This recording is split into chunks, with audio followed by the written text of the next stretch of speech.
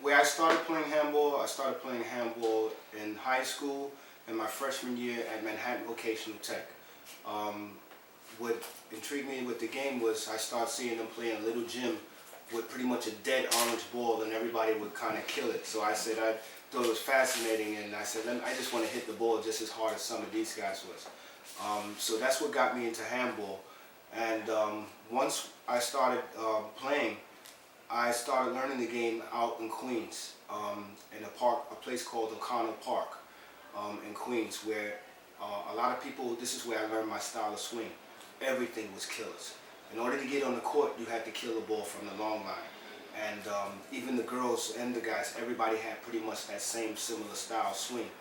And guys like a guy like Big Sam and BJ Fudd is guys who introduced me to the game in terms of meeting the better players of the sport today. It was in the early 90s.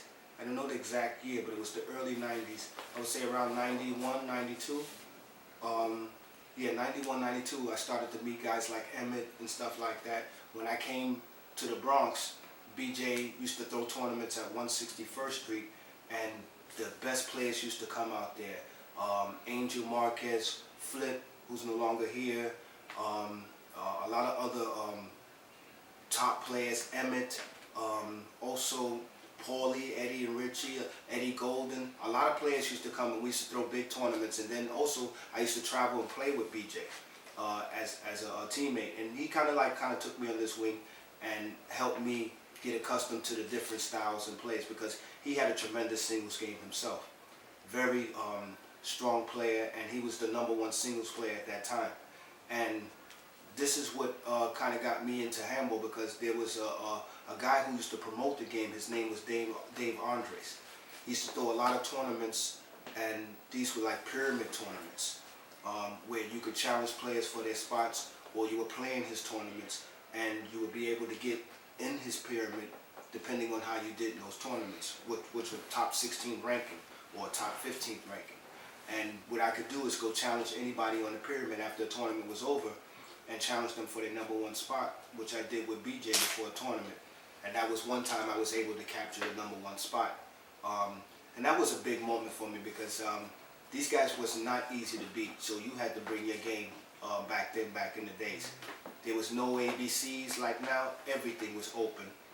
And the big thing back then was players really respected each other's game.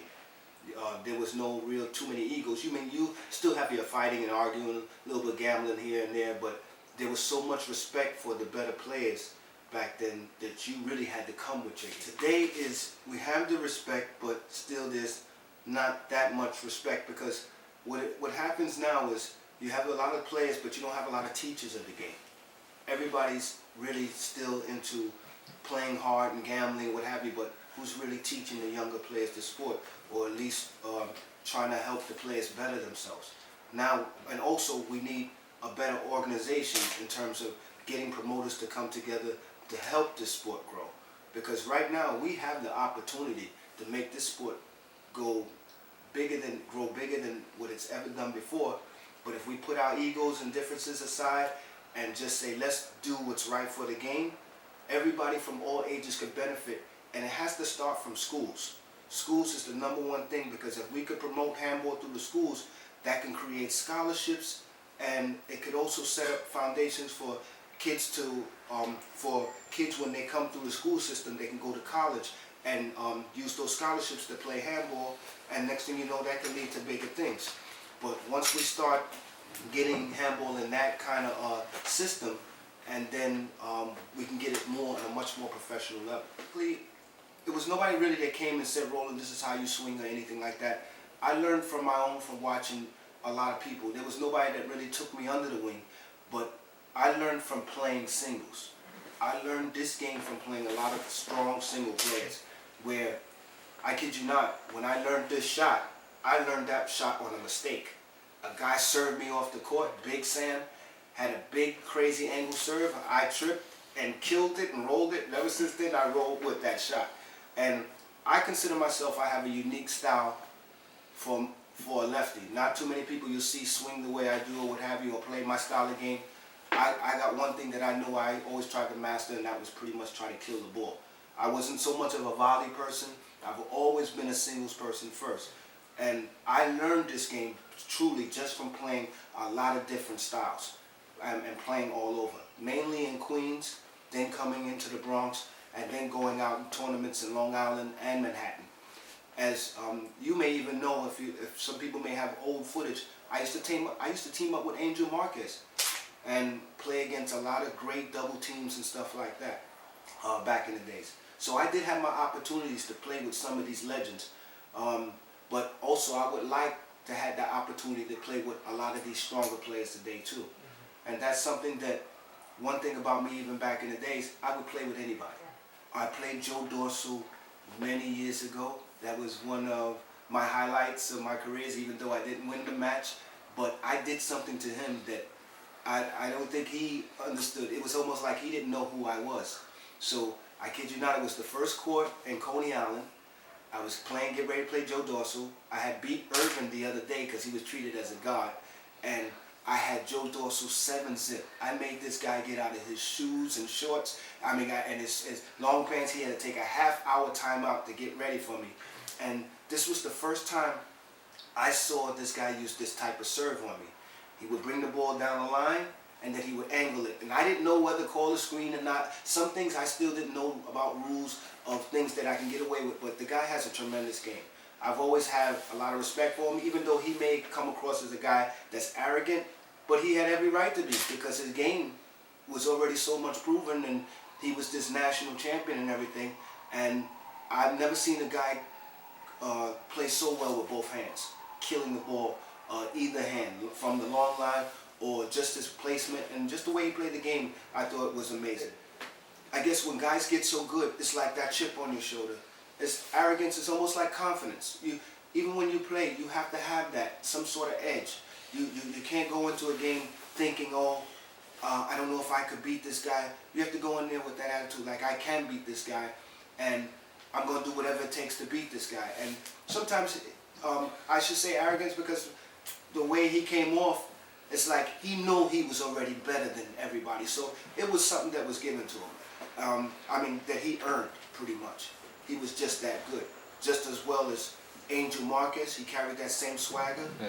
Buddy, they carried that same swagger. You knew these guys were handball guards. And you could not get on the court and come with a weak game, because they would let you know. I kid you not. If I came on the court with a girl and played Angel Marquez, I'd never see the ball. He would just let you know. You get on the court, I'm not messing around with you, I'm going to blow you away. Playing no hands down, I've always given the most respect to was Buddy.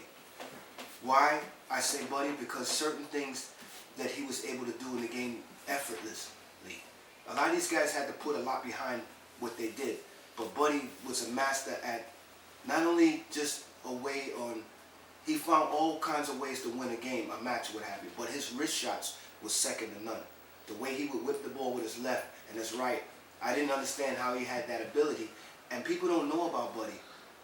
Buddy had one of the greatest hooks on his serves. He had me 12-zip playing him first time. I only played Buddy one time in my life singles, in West 4th Street, and pretty much that's what gave me my fame. Losing to Buddy. In my young career in handball, I became a star. I'm losing 12-zip to the man who I consider a legend. And next thing you know, I got him point game 18. I'm the biggest kid. I'm happy. I'm the happiest kid in the world. You might as well say I won the world. I won the championship right then and there. And nothing else mattered. But he got me down and won. I put my head down, but at the same time, all the other great players came up to me and shook my hand and told me, Roland, that was a great accomplishment that you did. And honestly, it almost reminded me of what I did recently with that shot that I had. This shot here is my bread and butter shot. People know when I cross my arms, you better run to the right. That's the whole thing. That's what with me. And back then, I didn't need a right hand. My shot making ability was off the chain back then. I could just hit a killer at will. Females in handball, I think they have grown tremendously. I remember I still got some females that I know that I consider the best in the game ever coming up. A girl named Marty. TT was a beast. had a girl named Joanne. She stopped playing, but she would have clearly been the best female handball player out of all of them. And there was some other female players that I haven't mentioned. You got Maggie.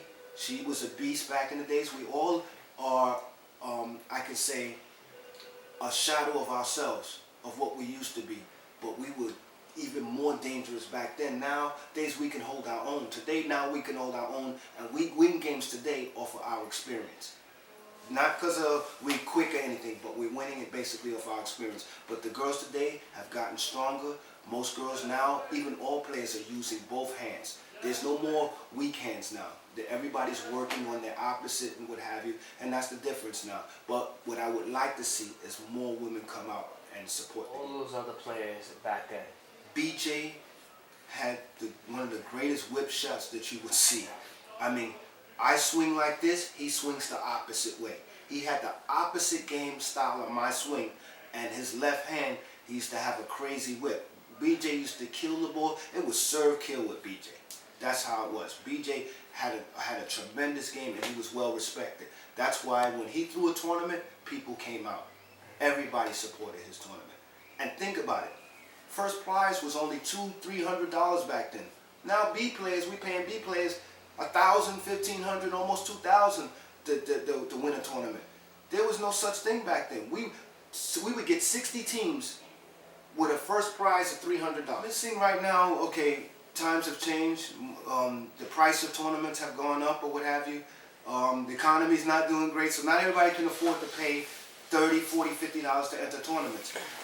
The thing is, not so much of that, is what changed is the respect.